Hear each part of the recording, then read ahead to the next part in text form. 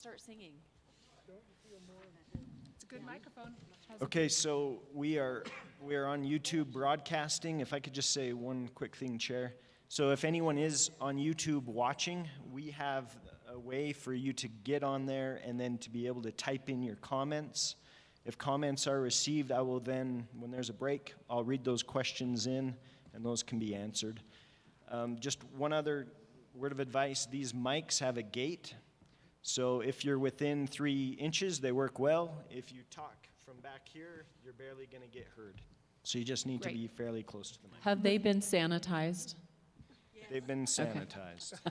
But try not to eat it. It does tell us the area's been sanitized. Thanks, Tyler. We're going to go ahead and get started and welcome everyone this evening to our Planning Commission meeting.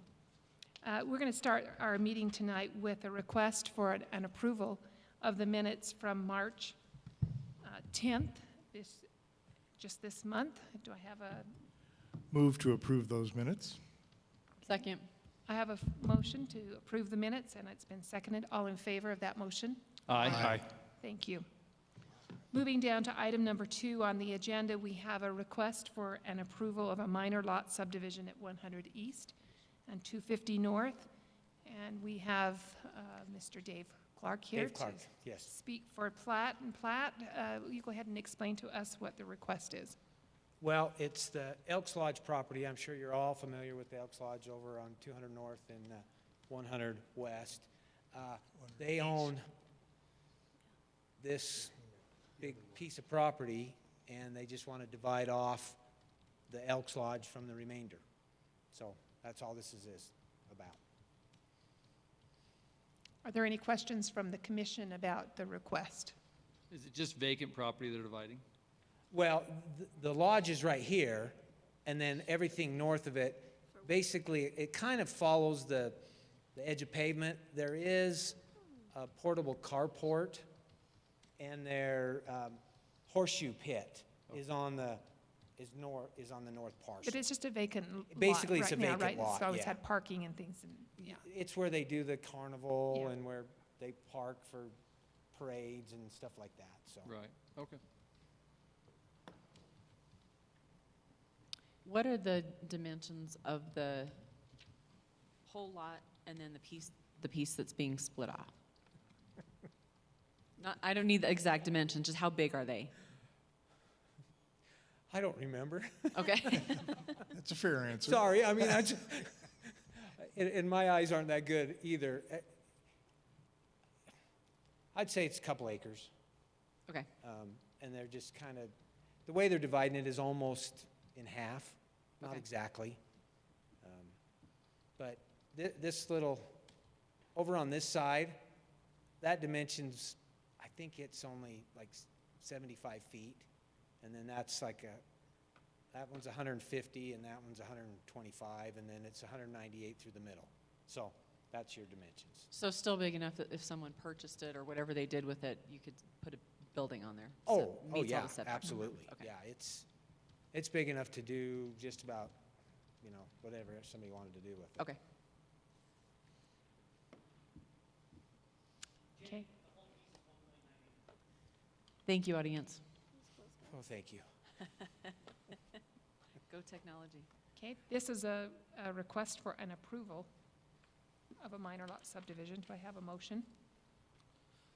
I'll make a motion to approve the minor lot subdivision. I'll second. Okay, I have a motion to approve the minor lot subdivision, and I have a first and a second on that. All in favor? Aye. Aye. Thank you. Thanks. Thanks. We're going to move down to item number 3 on our agenda, which is a recommendation for a subdivision vicinity at 2218 South Eagle Ridge. And we have our Go Civil representative here to tell us a little bit about this. Yep. Dallas, before you go, my company does significant work for Alex Meisner, so I just wanted to declare that conflict. I have no contracts or knowledge of future work in this area, but as an item of clarification, I do significant work with Alex. Thanks, Dallas. All right. Dallas Buckner, Go Civil. Yep, so this is the phase 2 of the canyon at Eagle Ridge. Similar concept to Phase 1, currently zoned R22, but our lot sizes are anywhere from 11,000 square feet up to almost 20,000 square feet, so substantially bigger than what the zone minimums are. Parcel boundary, or the phase boundary, is roughly 10 acres. We're doing 24 lots, real similar to what we did in Phase 1. Which way's north? North is left. All right.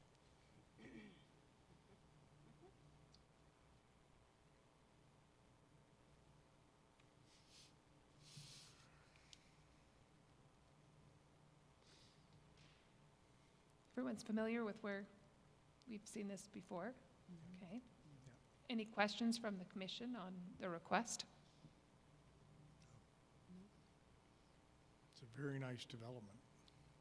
Yeah. Very nice. I'll make a motion for a positive recommendation. Second. A motion for a positive recommendation. It's been seconded. All in favor? Aye. Thanks. Thank you. All right, we're going to go down to item number 4 on our agenda, which is recommendation for a zone change from R3M to SHD at about 250 south, between 3 and 450 west. And we have a representative here, Mr. Drew, from Brent Drew from Levitt Land, and he'll go ahead and tell us what you're requesting. All right, we are doing a requesting, and it's all those it's hard to kind of say now, but all those properties within the, is that even showing up? Anyway, within the red lines, dotted lines around there, that cover from where Founders Hall is down to where our latest development is on 450 West.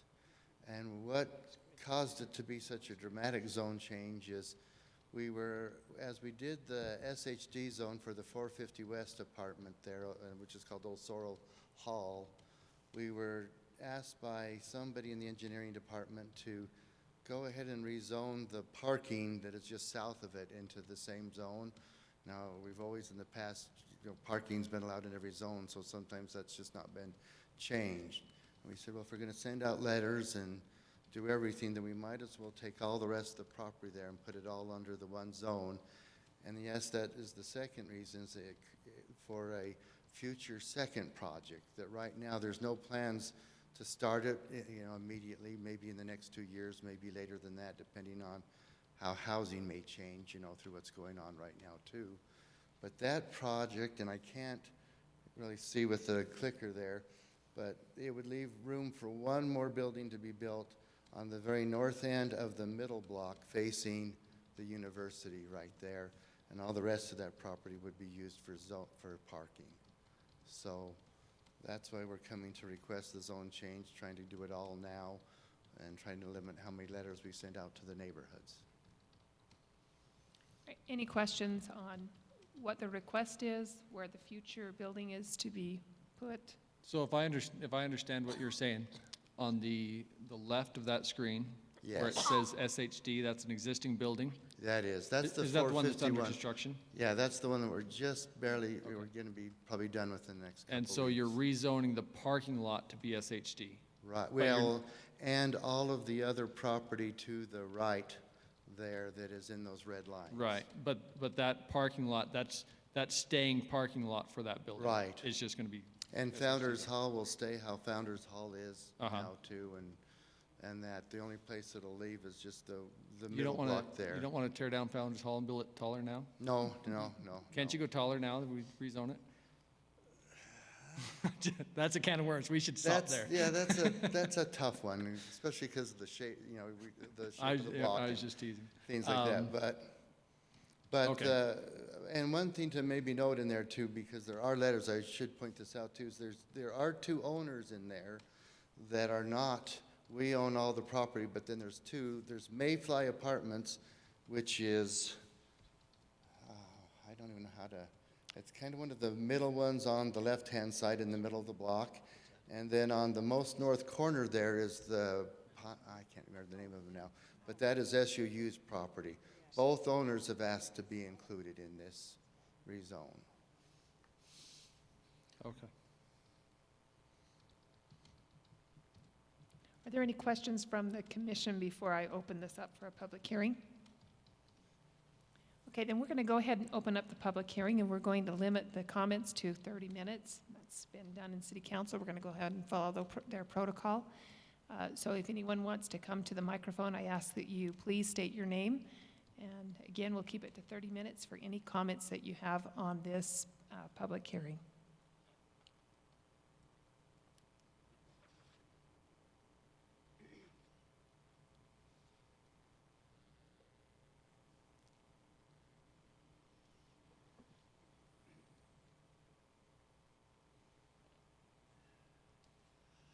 My name is Verl Prestwich, and I live near this property.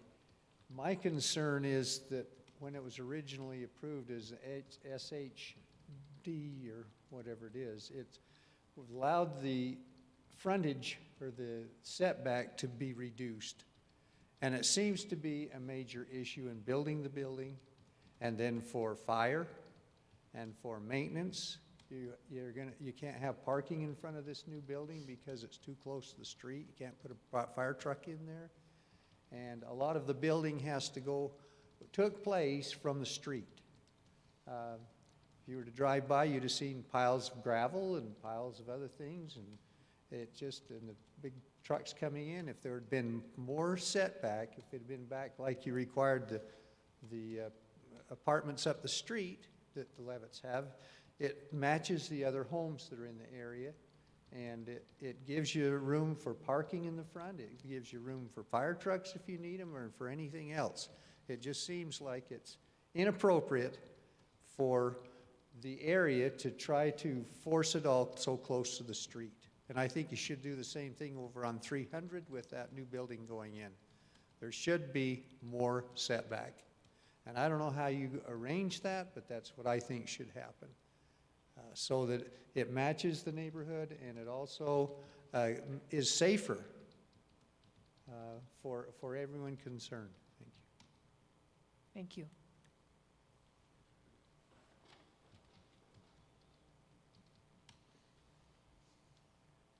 My name is Scott Phillips, and I live near this project on 300.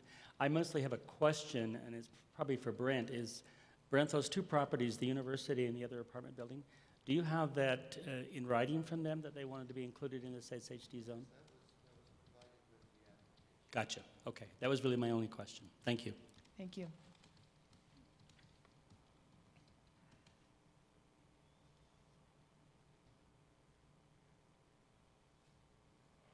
Tyler, are there any comments coming in online? No. I'll make a quick comment. The first comment that was made by Verl. So there has been a council member or two that have asked staff to look at those setbacks. So that's something that staff is currently going through. However, when an applicant makes a land use application, they are given the right to be able to use what's currently on the books. So that is something staff is looking at. It will be brought forward before the Planning Commission and City Council for their approval at some time. But the applicant in this case is vested in how the ordinance currently reads.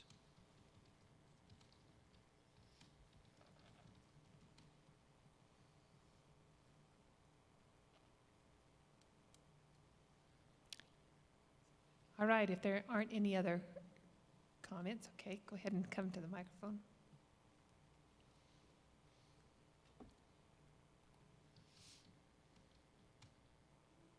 My name is Verl Prestwich. I would assume that this SHD zone will be used around the college and other places, and I still think it's a mistake to not change that, so for future development, that it makes it so that there's parking in front of it, the fire trucks can come in, it just makes it safer for everyone in the area, and it's not so crowded. It just seems so crowded to have it clear up as far as it's been allowed to be built. And so again, if it can't be changed for this, I guess it can't be changed, but it could be changed for future a development that's going to go on around the college. And I think it's just better for the city And to keep these streets open is another important thing. If you closed off one or more of those streets, for example, you closed off 450, you're going to push a lot of traffic onto 500, and it's all going to dead end right at that South Elementary. And I don't believe that's a good thing for the elementary school to have all that traffic. I don't like the traffic on my street, but I still think in relation to the city and looking at all of the people who are involved in driving on the streets around the college, that we need as many roads open. And I just think with the streets, not closing the street at this point, but I'm just thinking for future use, those streets need to stay open and have good visibility and have people feel safe as they're walking through there. Thank you. Thank you.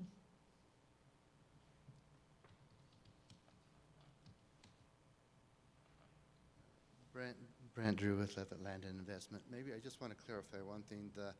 The red zone in front of the building is for the fire department, so they can park there and for fire protection. And so, it's not that fire trucks can't get there. That was set up specifically with the fire department in mind in order to do that. So I just wanted to clarify that point.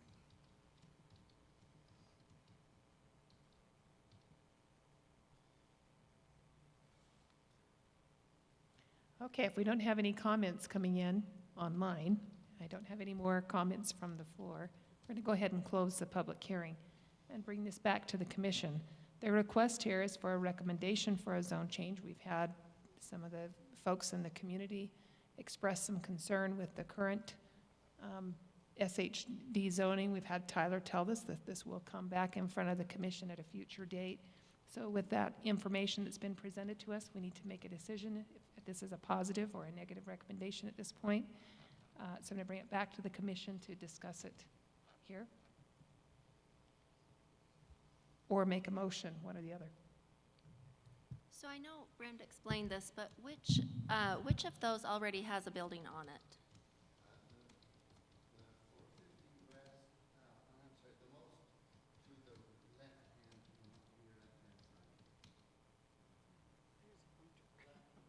Yeah. Within the red. Jill, the There is a pointer. SHD, big rectangle one on the left side, can you see it? It's in blue. The SHD is in blue. That has a building going up currently. There's a pointer on the,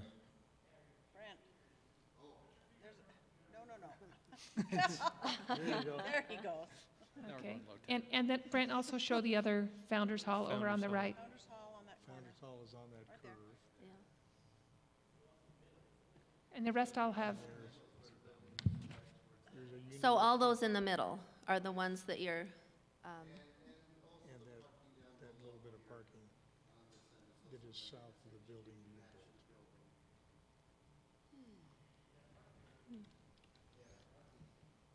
and you do or don't have plans for a portion of that? You do or you don't have, I know you said that there weren't plans for part of it, but are there plans for the other part? There is an idea to do a future project in the middle of the property there towards the, That where the right in the middle square is, towards Jill. the north end of the property there. See, does that work at all? Can you see can you red? see that? Here's the red. There you go. Right there. So right go. there would be a project. That would tear down those two buildings and the one apartment complex that we own right there.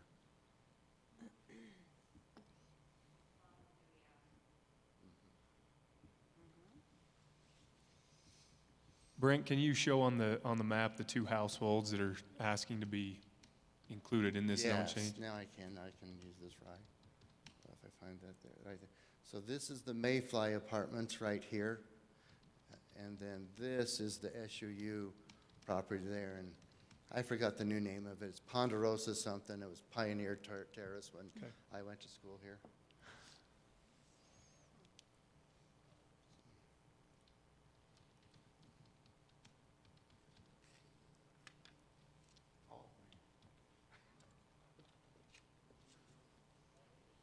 I guess I'm hesitant to approve the whole section because I still hold out hope that at some point that SHD zone will be taken away. So that's where I'm at. So legally, I'll repeat myself, the general land use plan says this is an appropriate use. Legally, the best ground for the council, or for the commission and for the council to stand on is to follow what we've approved as our general plan. If you were to go outside of that, my recommendation is you provide some evidence on the record for your vote that involves something other than fear, other than, well, it should be based on, something along the lines of first response needs, or that it's not compatible with other uses that are existing. Something that's more factual based other than conjecture.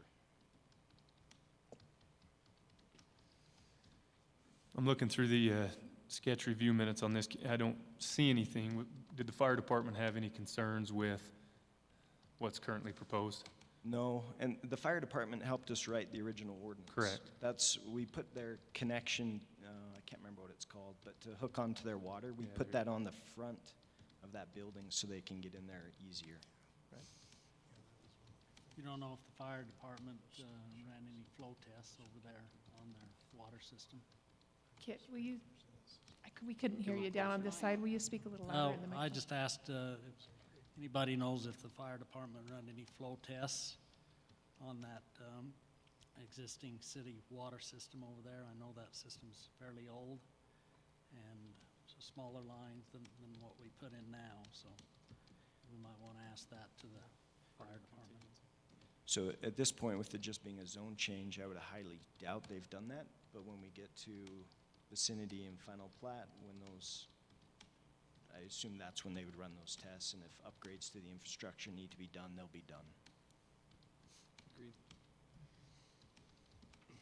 In the context of what our city attorney has told us, I would move for a positive recommendation of this zone change.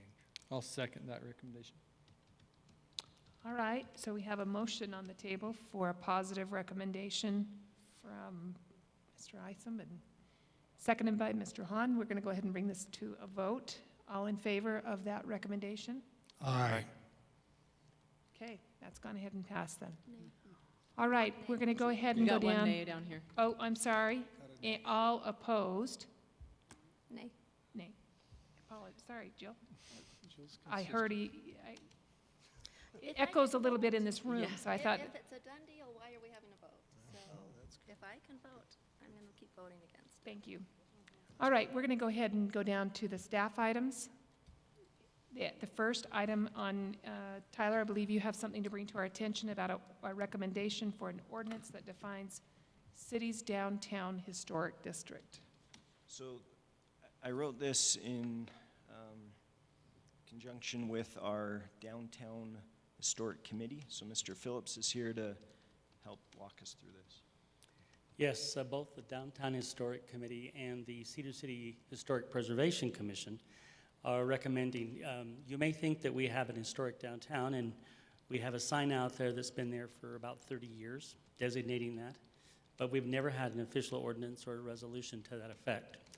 And the Historic Preservation is working to try and identify that in the hopes of preserving buildings and helping those owners of residents and businesses to allow them the opportunity, if they wish, to get the appropriate state and national tax credits, which they can get for it, if they choose to remodel or upgrade those buildings, whether it's a private residence or a commercial building. So we have been fortunate enough to receive a grant from the State Historic Preservation Office, SHPO, and they are going to be coming down here to do a survey of buildings in this area. And what we are proposing to have as part of the Downtown Historic District is Coal Creek on the north, to 200 south, 100 east, to 200 west. There are about 373 buildings in that vicinity, believe it or not, that need to be surveyed. And that is, they will be looked at in terms of their age and their significance historically or not. And we're asking that an ordinance be written to create the Downtown Historic District. and that's all it is. And again, businesses are not required to do what the historic preservation says. These are guidelines. But if they do them, they can get some financial tax credits for doing it, as much as 40% if you factor in the 20% from the state and 20% from the feds. So that's what we're here asking about for tonight. Scott, the boundaries that you created, that you just described, Yes, is that both sides of those streets? they are, both sides of those streets, correct, yes. And they mirror, although not exactly, the downtown commercial district and the downtown historic sign ordinance. And we're actually trying to work to make sure that all of those would be in one cohesive state. And that's, Tyler's got a little work to do there, but there's a little bump out on, I think, the downtown commercial district, and there's a slight difference in the sign ordinance, but we're trying to get them all to be under the same. I'm leaning down because I don't want to touch the microphone.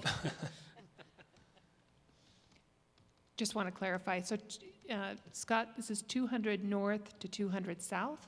No, it's Coal Creek, because we have the Parks Building, the Utah Parks Building, the Okay. Rainbow Decor Building. There's the Century Equipment Building, which actually was a maintenance building for the Utah Park System. So there's some other buildings along there as well. Coal Creek to 200 south, 100 And then east. 100 east, to both sides of 200 the street, west. to 200 west. Correct. Did I miss anything, Elise? Elise Carden is the chairman of our Historic Preservation Commission. Did I miss anything? Okay.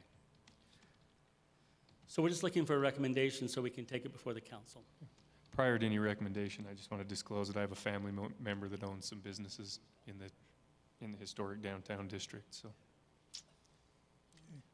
Second. I do too. I was gonna say. We think this will be a good thing. Yeah, yeah. No, I'm all for it. Okay, I'll make a motion for a positive recommendation. I'll second. I have a first and a second on that motion for a positive recommendation. All in favor? Aye. Aye.